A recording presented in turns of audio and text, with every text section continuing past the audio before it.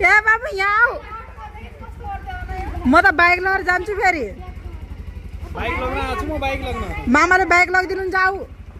bike लगिदिन्छु न तर अहिले बाई अरे ल छोरी दुःख नमानेस् है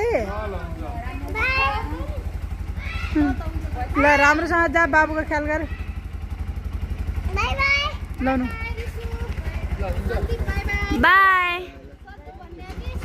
बाई बाई फाइनली गाइज हाम्रो भान्जा भान्जी आउनु भएको थियो होइन अहिले उहाँ चाहिँ घरतिर जानुभयो अब यहाँ मेरो बुढो कसरी हिँड्नुला हेर त यो मान्छे मोटाएर पनि कठैबरीलाई नजर नलगाइदेऊ कसैले होइन भुँडी पनि यत्रो भइगयो के त्यो 8-9 महिनाको प्रेग्नेन्ट अब 1 महिनामा चाहिँ छोराको नारायण हुने हो गाइज होइन मेरो बुढालाई भेट्न सम्पर्क गर्न आउनु भेट्नलाई सम्पर्क गर्नको लागि फोन नम्बर छोडिदिन्छु अनि अर्को कुरा लोकेसन चाहिँ बेङ्गलोर व्हाइट फिल्डमा आउनु अब खाना के बन्दैछ यहाँ के बनेछ मासु वाउ हेर त्यो यस्तो छुचोपना हेर्नु त यहाँ पुरा मान्छेले हेरिराखेका छन् छोरो हाई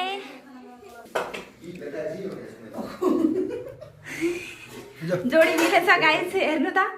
कस्ता देखिया छौँ कस्ता देखिया छौँ खाना खाना बस्नु उड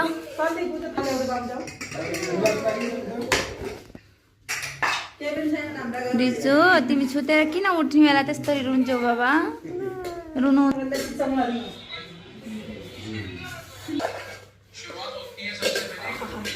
चिसो चिसो मौसममा चिकन र राइस कसरी खाइन्छ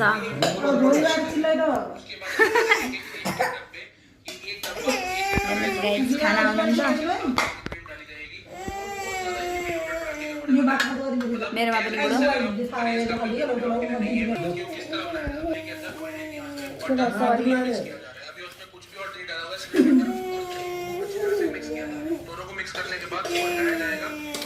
सारा क्रीम दोबारा से डाला जाएगा इसमें 6 से 7 लीटर क्रीम डल चुका है आप देख सकते हो कलर कैसा